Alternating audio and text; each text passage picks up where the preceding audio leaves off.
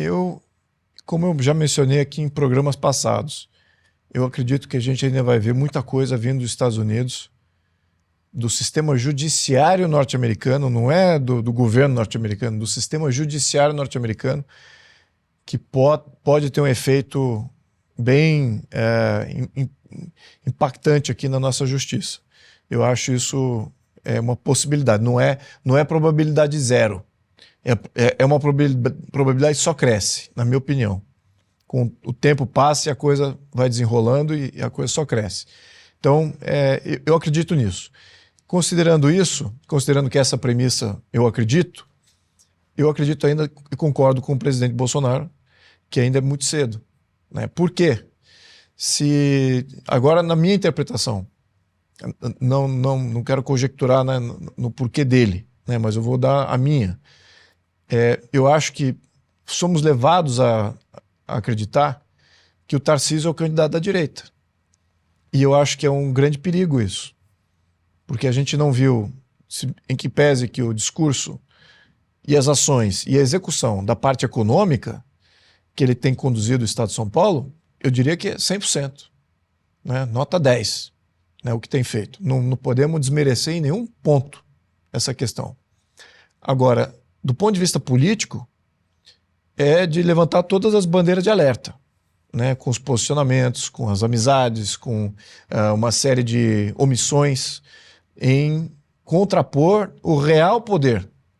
Né, em contrapor o real poder. Ele entende muito bem que, como presidente da República, não tem esse poder de fazer uma mudança no STF, no Judiciário. Não é competência do Poder Executivo, não é competência do presidente. Isso cabe aos parlamentares, exclusivamente aos parlamentares. Né? Tanto Câmara quanto Senado. Tem que ter maioria querendo fazer uma reforma do Judiciário para que a gente tenha outro modelo de Judiciário. E não esse que está aí. Além disso, fazer impeachment de um dos ministros que comete abuso. Isso é uma outra questão paralela a uma reforma. Né? As duas necessitam de uma opinião pública vasta e coesa contra o Judiciário. Parcelas da direita, e eu incluso, falo o seguinte: nós temos como país, para que nós avancemos, precisamos fazer uma reforma do Judiciário. E precisamos fazer impeachment de ministros que cometem abuso. Isso é fundamental para a nossa evolução política. Caso contrário, voltamos aqui ao século... Nem temos o século aí, talvez século XVI, XVII, antes aí de um monte de ideias. Não é nem do século XIX, não, quando meus avós estavam aí presentes.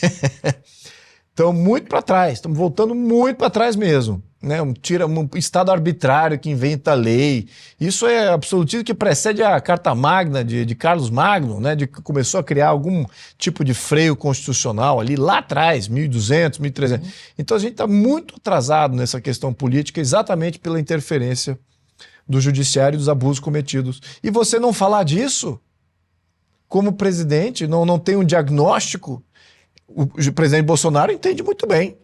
Fala perfeita, ele está sofrendo na carne e está dando alerta. Olha, se você quer ser presidente, olha o perigo que é. Olha o risco que você se coloca. Porque não é o poder máximo do Brasil. O poder máximo do Brasil é uma junta, né, que se colocou ali como sendo maioral. Deixa eu fazer o advogado do diabo aqui. Mas, sim. Por outro lado, se ele faz isso, ele se inviabiliza. Aí não vou deixar ele... Não, é claro, é óbvio. Então... Como é que você...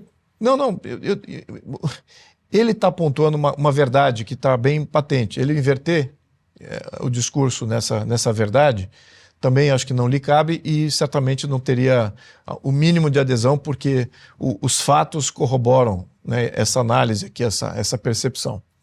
Então, e corroboram o que ele está falando. Então, os fatos apontam para isso. Então, o que fazer? O que a gente precisa esperar? Né? O que eu espero sempre é que tenhamos uma candidatura de direita limpa. E eu acredito ainda que quem é o melhor representante desta direita que quer fazer essas grandes reformas é o presidente Bolsonaro, em que pese ele faz essas alianças pontuais e táticas ao longo desse caminho. É assim que eu acho, né? Mas eu acho que achar que o Tarcísio vai ser eu acho que o Tarcísio é um bom candidato, só que do sistema, mais uma vez, né? Vou reiterar esse meu ponto aqui.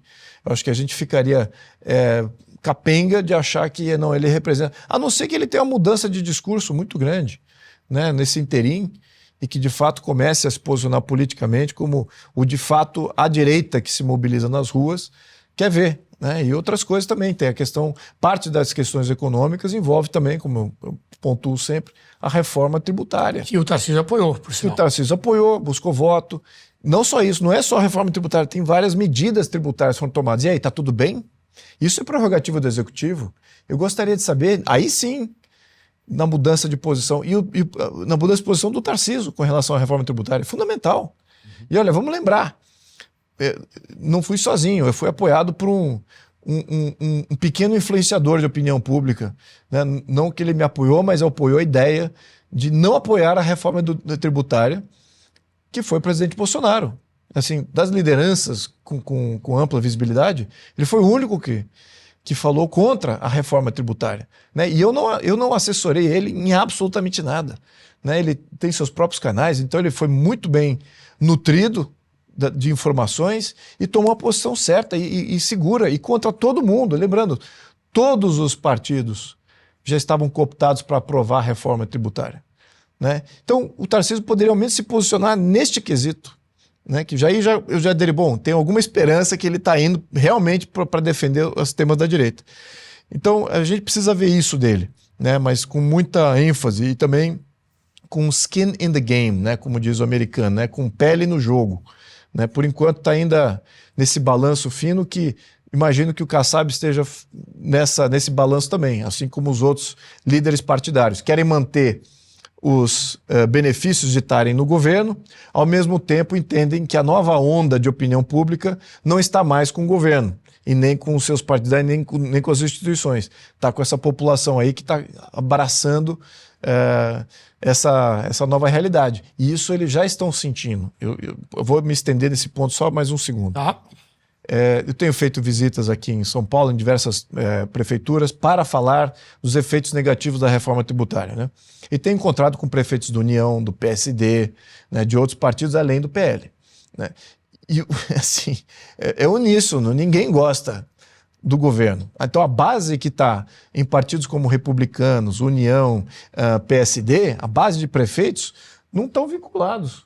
Não estão vinculados com o governo, não. Não estão, assim, esperando nada a não ser crise e más decisões que venham do governo federal. Então, o porquê que o seu líder ainda mantém lá os seus ministérios é uma grande pergunta. E por que esses mesmos líderes não assinam as CPIs? CPI de Itaipu não é assinada, porque os líderes do Centrão não querem assinar.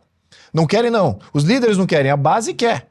Mas os líderes não querem. Por quê? Os liderados querem. Os liderados querem assinar, mas por que os líderes não querem? Então, enfim, eu acho que eles também estão jogando esse jogo aí de balanço até o ano que vem. Vamos ver, eu ainda, como eu vou voltando ao início da minha interferência aqui, eu ainda acredito que muita interferência virá de fora, que pode mudar bastante nossas realidades.